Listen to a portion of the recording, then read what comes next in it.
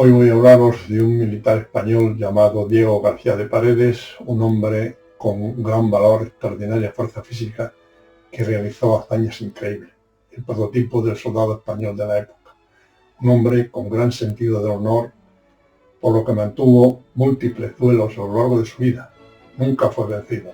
Soldado de infantería en las guerras italianas, en el norte de África, guardián del Papa Pablo VI, el famoso Papa Borgia, maestre de campo del emperador Maximiliano I, el abuelo de Carlos V.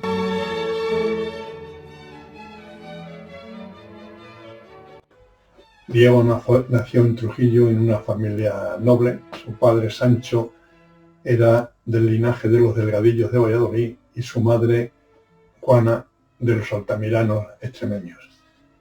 Entrenado desde muy joven en el manejo de las armas, no obstante de ello aprendió a leer y escribir.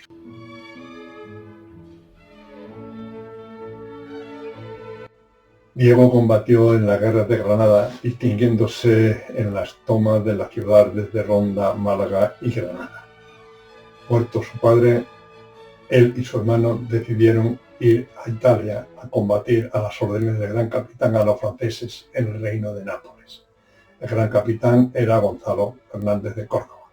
Al llegar a Nápoles se encontraron que la primera guerra italiana ya había terminado.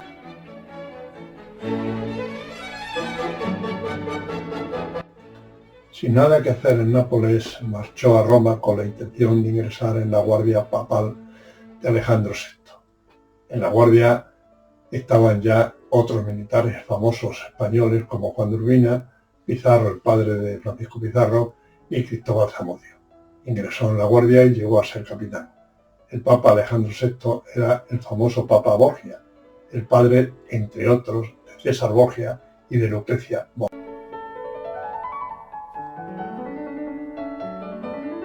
Durante años combatió como condottiero con unas u otras familias italianas o ciudades de Estado contra los franceses e incluso contra los españoles del gran capitán. Condottiero era una figura de un mercenario a las órdenes de una ciudad de Estado desde la Edad Media hasta mediados del siglo XVI. Una de sus hazañas famosas fue la toma de Montefalcone. Diego arrancó las argollas que sujetaban un portón de hierro, permitiendo que los soldados españoles entraran.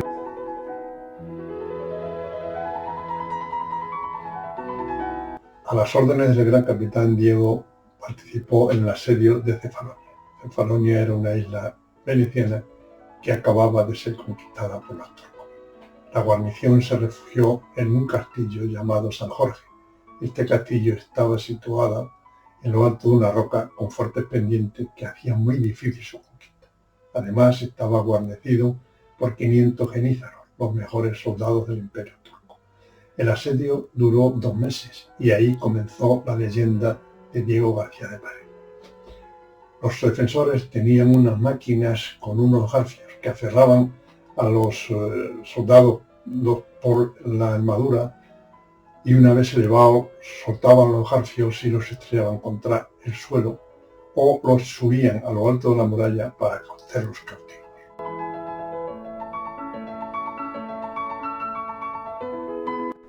A las máquinas los españoles las llamaban la loba.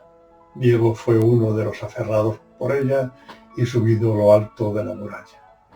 Una vez abiertos los garfios, Diego, que conservaba su espada y su rodela, comenzó una lucha titánica que duró 3 días. Solo pudo ser vencido cuando el hambre y el cansancio lo agotaron.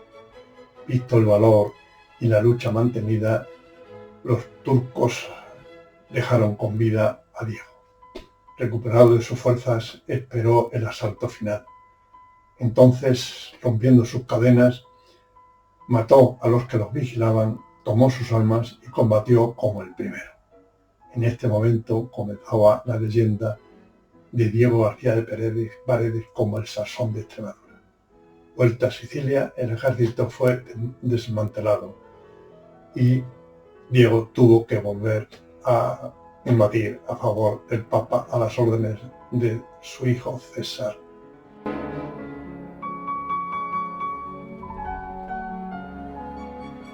Cuando comenzó la Segunda Guerra de Nápoles entre los franceses y los españoles, Diego acudió inmediatamente a ponerse a las órdenes del Gran Capitán. Combatió en las batallas de Cerignola y Garellano. Previamente a esta última batalla, Diego, molesto por unos reproches que le hizo el Gran Capitán, tomó su montante y se dirigió a un puente que cruzaba el río Arellano. Allí desafió a un contingente francés de unos 2000 hombres. El montante era una espada grande que se manejaba a dos manos, también llamada mandoble. El puente era estrecho y solo podían combatir de uno en otro. Llenó el puente de muertos y cuando el resto de españoles acudió en su auxilio y se retiraron, habían producido una gran cantidad de bajas al ejército francés.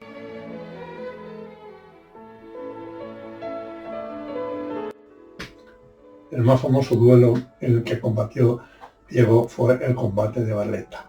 Barletta es una ciudad italiana a orillas del mar Adriático. Fue un reto entre 11 caballeros franceses y otros 11 caballeros españoles elegidos entre los mejores combatientes de ambos ejércitos. En el combate, en la parte española, participó Diego y en la parte francesa el famoso caballero sin miedo y sin tacha Pierre de Bayard. Después de 5 horas de combate, los españoles habían perdido un caballero prisionero y los franceses 2, uno muerto y otro prisionero, y tenían además 7 caballeros desmontados. Los supervivientes se atrincheraron detrás de los caballos muertos y los españoles no fueron capaces de desalojarlos. Los franceses, al llegar al atardecer, pidieron a los jueces parar el combate dando por buenos caballeros a los españoles. La mayoría de estos aceptaron el acuerdo, pero Diego no, solo le convencía la victoria. Con el caballo herido, las almas rotas o perdidas en un combate, se dirigió a coger las piedras que jalonaban el campo y a tirarlas a los franceses. Estos en un momento abandonaron el campo, quedando los españoles vencedores en el campo de batalla. No obstante, los jueces declararon el combate empatado.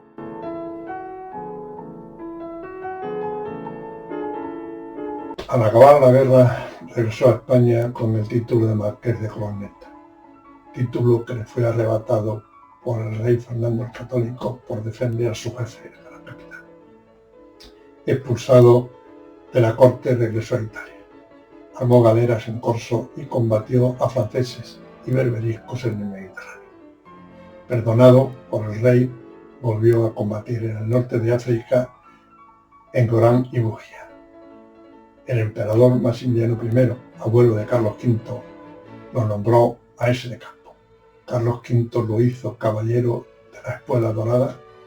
Murió en Bolonia cuando acompañaba a Carlos V al caer de un caballo mientras jugaba con unos niños. Está enterrado en la iglesia de Santa María la Mayor de Trujillo.